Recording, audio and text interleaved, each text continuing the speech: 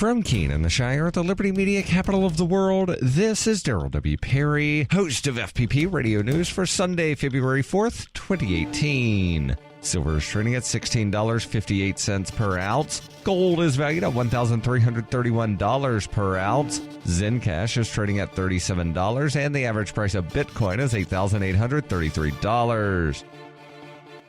Antiwar.com reports the future of the Saudi-led invasion of Yemen was already in doubt in recent months, with advances having gone poorly and less territory trading hands. Fighting over the past week in South Yemen's capital of Aden has made it far less certain. The Saudi-backed Hadi government not only saw a change of fortune in its de facto capital, but was downright routed earlier in the week in a matter of days by United Arab Emirates-backed secessionist forces. The Saudis have tried to calm the situation, entreating the secessionists to back Hadi. The fighting has stopped for now, but the situation is still uncertain, and that leaves the chances of the Saudis pushing Hadi forces into further offensives anytime soon quite unlikely. The secessionists, after all, just want to establish South Yemen as an independent nation with Aden as its capital. That territory has already been liberated by the Saudi invasion, and they may want to avoid a violent Saudi crackdown on themselves, but probably aren't on board for committing their forces to fighting for North Yemen.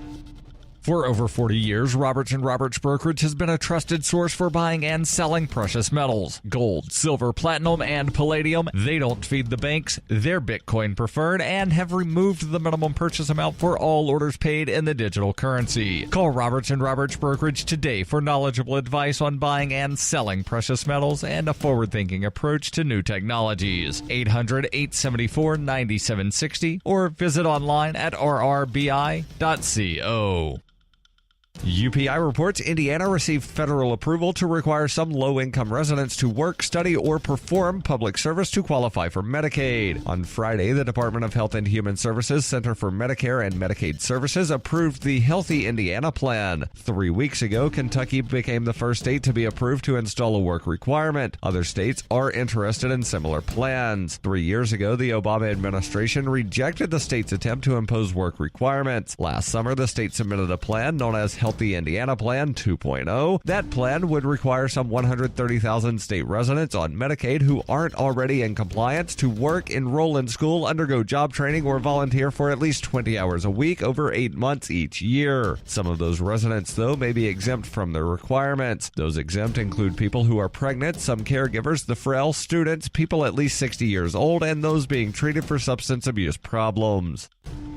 Zencash is the world's first private, distributed, and reliable platform for communications, transactions, and publishing. Zencash has the ability to use both transparent and shielded transactions, with shielded transactions using zero-knowledge proofs. Zencash features global governance with inclusive decision-making, reliable funding for continuous improvements, and documentation and wallets in many languages that are available for Linux, Mac, Windows, and Android devices. Learn more at zensystem.io. That's zensystem.io. Reuters reports U.S. House Speaker Paul Ryan deleted a tweet on Saturday cheering a $1.50 increase to a Pennsylvania school teacher's weekly pay because of a $1.5 trillion tax cut after it drew criticism that he was out of touch with ordinary Americans. Ryan's tweet had linked to an Associated Press article on Americans reaping the benefits of the tax cuts. The story cited an example, Julia Ketchum, a secretary at a public school in Lancaster, Pennsylvania, who said she was pleasantly surprised her pay went up $1.50 a week. Ryan tweeted, a secretary at a public high school in Lancaster, Pennsylvania, said she was pleasantly surprised her pay went up $1.50 a week. She said that will more than cover her Costco membership for the year. Ryan's office was not immediately available to comment over the weekend. The Trump administration and Republicans have cast the massive tax cuts, which came into effect in January, as creating jobs and boosting economic growth. But critics have argued that they benefited the rich and would blow up the national debt. Some social media users accused Ryan of being out of touch with California Lieutenant Governor Gavin Newsom, posting on Twitter, "Guess someone told Paul Ryan you shouldn't go around praising yourself for giving a working person an extra $1.50 a week because he deleted the tweet." House Democrat leader Nancy Pelosi also criticized Ryan's tweet, tweeting herself, "Paul Ryan deleted this embarrassing tweet of a blatant admission because he and the Republicans don't want you to know the truth. The hashtag GOP tax scam is a gift to corporate America and the top 1% at your expense." This has been FPP Radio News, online at fppradio.com.